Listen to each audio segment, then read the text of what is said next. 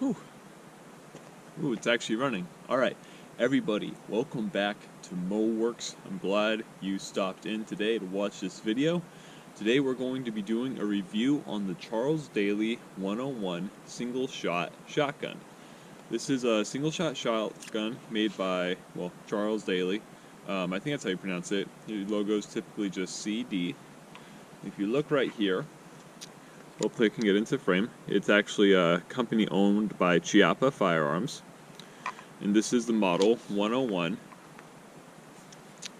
12 gauge with a 3-inch chamber, which means it can shoot those 3-inch shot shells. It also means it can shoot the 2 3/4, which is standard, or even the Aguila mini shells.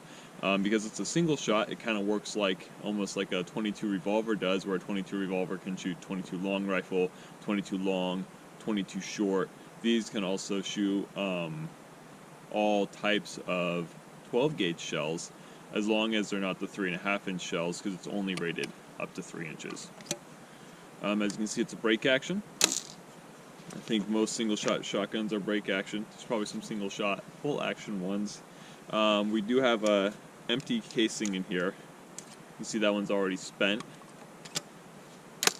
So one thing to note, I guess right off the bat, is that you can break the barrel in half, whether the safety's on or off.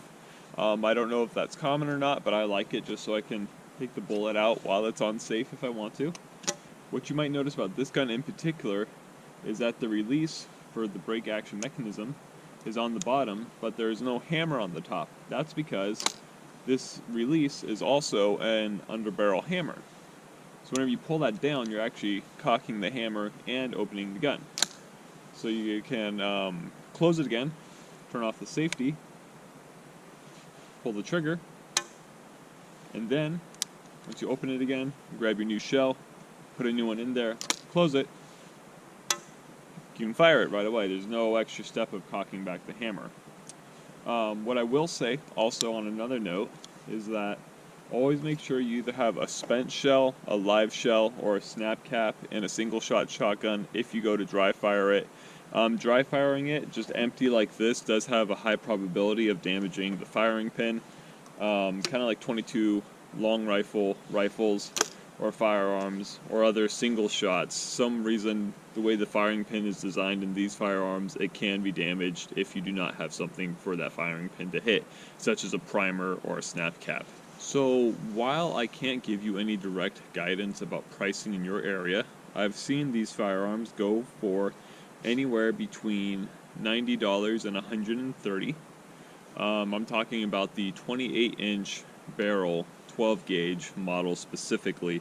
They make these in a couple different lengths and a couple different gauges. They make a 410 bore, a 20 gauge, and this 12 gauge, and I believe that's all they have for options right now. But as far as the 28-inch barrel 12 gauge with the 3-inch chamber, they run anywhere from $90 to $130. I got mine online. In-house, it was like $94, and then out the door, which means once I bought it and all the fines and shipping's paid, it ran about $150, all things said and done. So inexpensive, right? This is kind of one of the modern ages $100 guns. It's the single shot shotguns, the Heritage Rough Riders, and then, you know, whatever little things you can find on Gun Broker that are going for under 100. These are the main things, but you can get these brand new.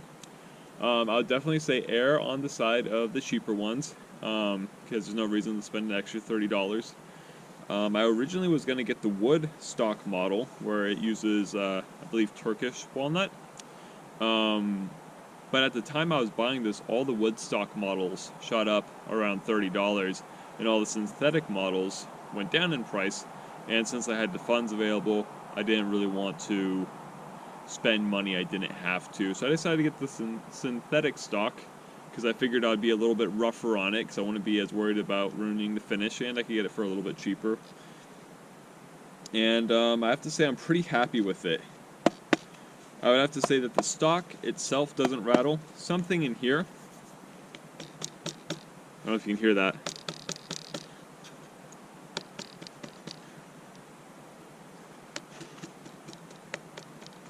Something right in here rattles. That's the only part on this gun that does rattle. You know, it doesn't separate at all when you twist it.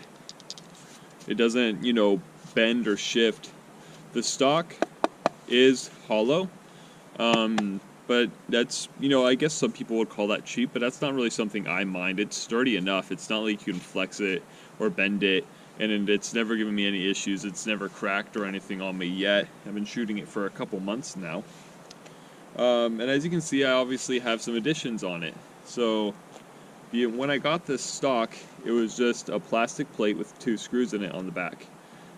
Since that time, I've added a shell holder, just a cheap little $5 shell holder, and a slip-on butt stock. This one cost me like $10 off Amazon. When I first started shooting this as a novice, it beat me up pretty bad. I was scared I wasn't going to be able to keep this firearm because I was getting bruising and shaking in my hands.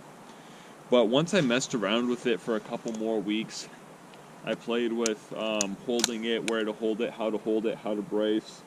And after that time, I've really become comfortable with the gun. And now I can go out and shoot it with no bruising and really no pain or anything at all. It's just a matter of firearm familiarity. I watch people online shoot single-shot 10-gauge shotguns. I'm like, how do you even do that? And it's just becoming familiar with your firearm and using it.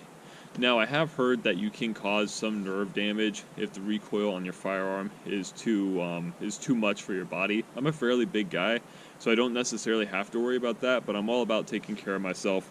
So I did buy this recoil pad. I haven't used it yet. We'll see how that works firsthand on the channel today. And I think it'll just help. It'll just take a little bit of pressure off my body that doesn't need to be there, and I can cheaply resolve. I'm all about doing whatever you can to make your situation better. So those are the add-ons, just kind of cheapy little add-ons, but they work just fine. They don't need to be, you know, more expensive than the gun is. So I want to talk about the trigger, but to talk about the trigger, I want to talk about the safety first. The safety is really simple, just a little traditional button right under the, or right behind the trigger, I should say.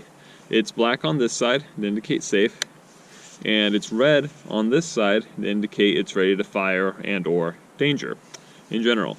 Now, my one complaint about the safety is they overpainted it a little bit. I'm hoping I can show this to you guys. So even whenever it is in the safe position, you can still see red.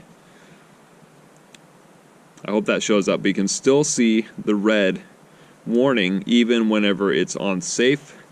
That could be confusing, and of course confusion around firearms is just about one of the worst things. You know, whoever's holding it and familiar with it will know, okay, it's just a little overpainted, but if someone is unfamiliar with it, they might be worried that it could go off, and anyone who's afraid is not going to act as rationally as someone who is calm. Kind of an extreme example, but you know, it's cheap. I wouldn't expect everything to be perfect fit and finish, but it is a little concerning that I can still see the red indicator whenever it is on safe. Now back to the trigger. Trigger, one of the things I like most about it, it's a full metal trigger. It's a solid metal trigger, and it feels like a harder metal. It doesn't necessarily feel like an alloy. Let me adjust that. And the trigger is nice because it's flush, it's smooth. It's pretty darn crisp. I would not say that this trigger is mushy. It has about it has like a little teeny tiny bit of take up, but no more than, you know, if you feel that take up, then the gun's going off. The trigger's just heading that direction already. And that's partially because it's such a heavy trigger. Like, sometimes it feels like it's on safe because all you're hitting is a metal wall, metal wall, metal wall, metal wall, and then it breaks. And it breaks very cleanly, but it's not something that it's going to have a hair trigger. I don't think it matters too much because it is a big firearm. You can get a lot of your hand on it, you can get a lot of your body on it, and you're usually, at least I'm flexing pretty good, gripping it pretty hard for the recoil, so it's not too bad. But it has taken me off guard sometimes because I do think the safety's on because of how hard you have to pull that trigger. Now, I believe I was listening to the Ron Spomer podcast or the Ron Spomer Outdoors YouTube channel. Highly recommend that for anyone who's into the outdoors or hunting. Ron Spomer is very experienced, and I'm so glad I found him. And he was talking about having a sharp comb on a hard recoiling firearm and how that can kick up and hit you in the face. That's probably one of my biggest complaints about this firearm, is that I was really digging into it, like I would my 30-06, like really getting that cheek weld set, aiming right up. And then when it would go off, it would rise up, and this really sharp comb right here, this really sharp point, would hit me in the cheekbone. And I actually got a little bruise the first time I took this out, just from this recoiling up and hitting that cheekbone and then pushing my face back. I'm basically getting something kind of like a scope bite from the comb of the gun. So I've just had to adjust my shooting style a little bit. I can't get as far down, so I just hold my head up a little higher. I'm more connected with my jaw rather than my cheek, so then it can just slip past that part of my cheekbone that sticks out. And that works pretty well, but it did beat me up the first time I shot it, not just my shoulder, not just my hand, but it did hit me in the cheekbone right here as well. Minor injuries, I can deal with it any day. It's just you just need to change your technique a little bit if you're that type of shooter like I am and you really press into it. Okay. So if you can see here, there's a small groove in the receiver. I believe this is called the receiver of this firearm. And you can line that up with the bead for some rudimentary iron sights. I really thought that was a cool feature. When I first got the shotgun, what I found is that with the slugs I shoot, it tends to hit low when I do that. So I just have to hold the bead above those iron sights. But as far as windage goes, it's pretty much dead on, which is really cool. You don't always get that in a fixed sight gun. And one last thing before we get into the shooting, I just wanted to mention is that when I showed this to my friends and family, they thought it was super cool looking. I thought they were going to think it's kind of lame just because, it's kind of cheapy. I bought it for like $94 in all reality. But everyone I've shown it to has said, man, that's such a cool gun. I want one. I want one that looks like that. It looks really, nasty and mean. And I don't know, it kind of gave me some unexpected clout I wasn't expecting to have. But as far as my interpretation of the gun, I think of it that way too. I think it's I think it's a lean, mean workhorse, and I definitely put it through rougher paces than my other firearms. I treat it rougher. I throw it in the back of the car. I actually just rubbed it all over the car, got paint all over it. I throw it on the ground. I leave it open. I do things. I do mean things to this firearm. I want it to my others, just because I want to see does a single shot shotgun really have the durability that everyone says it does, and so far, it's perfectly fine. So I'm going to show you some different loads through it. We're going to do some birdshot, buckshot, slugs, and maybe another cut shell. We'll put out a big sheet of cardboard so you can kind of see the patterning of what this shotgun can do. We'll do it from 15 yards, just get it nice and close, and then we'll probably have our closing thoughts, and that'll be the video. Let's get to it. We got a few more minutes of sunlight left, so let's use them wisely. We're going to start off with birdshot, then we're moving on to a turkey magnum, I believe it is. It's a 3-inch shell with steel shot. Then we're moving on to buckshot, and then a reduced recoil slug, and then a full slug. And I'm going to show you what the recoil looks coming out of this gun and into my shoulder. And then we're going to go up to the target I'm shooting at, and we're going to check out the patterns. Alright, let's get to it. Using the shell holder. Birdshot. Safety off.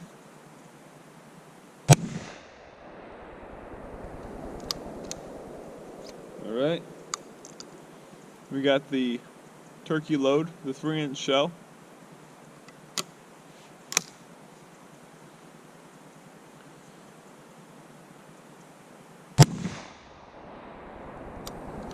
Kicked a little harder, yeah. Then we got some buckshot.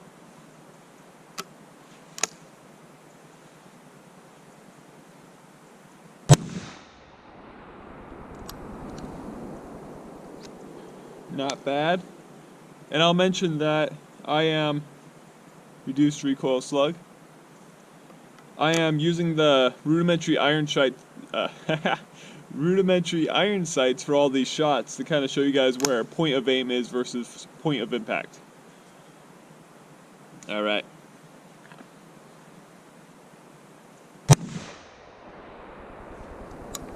Had about as much recoil as the bird shot did. Alright, and full power slug. I like slugs. Alright.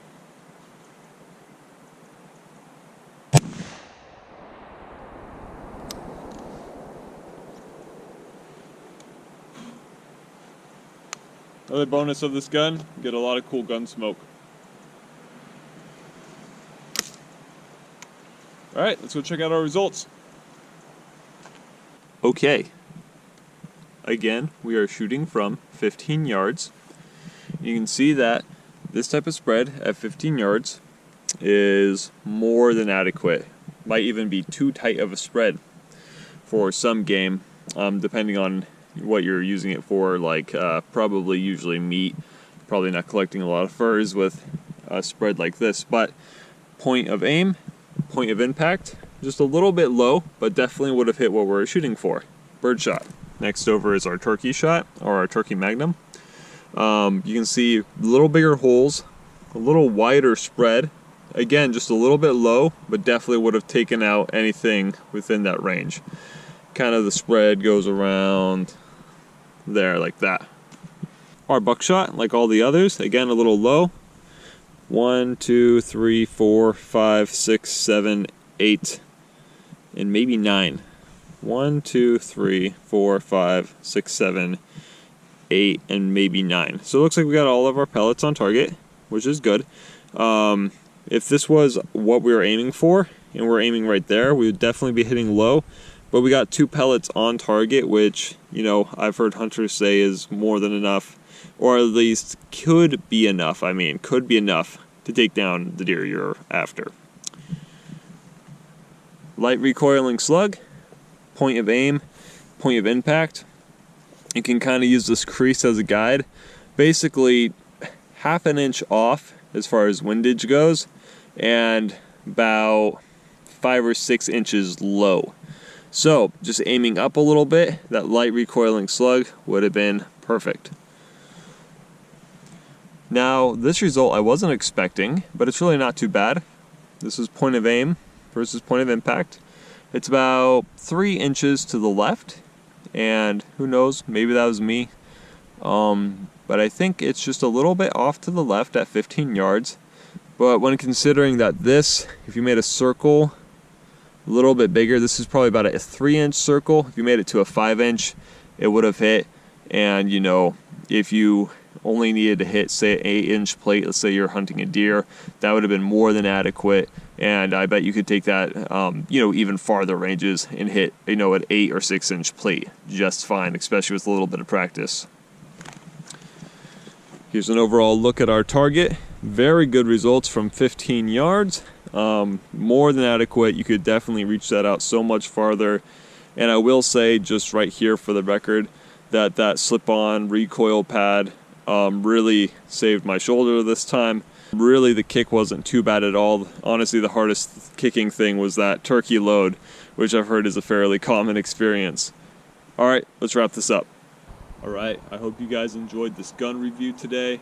I know I enjoyed it. I love shooting single shot. I like the process of, you know, loading and then unloading and reloading and shooting it. I just think that the slower guns, the bolt guns, the single shots, I think those are a lot of fun, especially in this stage of my life where I don't have a lot of funds to go out and shoot a whole 30-round magazine of something. Really couldn't be happier with it. It's everything I hoped and dreamed. I had my eye on that gun for like almost a couple years before I bought it. I haven't seen a whole lot of content on it at all on YouTube. So hopefully this can shine some light on the Charles Daly 101, a really affordable, really good option.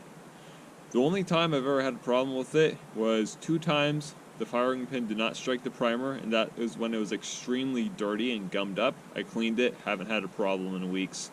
Haven't had that problem again in weeks at least, and no other problems with it at all. Like and subscribe, guys, if you have any comments anything you want to see on the channel, anything you want to see more of, anything you want to see less of, anything you want me to add or subtract, anything. Just tell me in the comments. I'll be happy to take it in mind. We're going to have some viewer suggested videos coming up soon.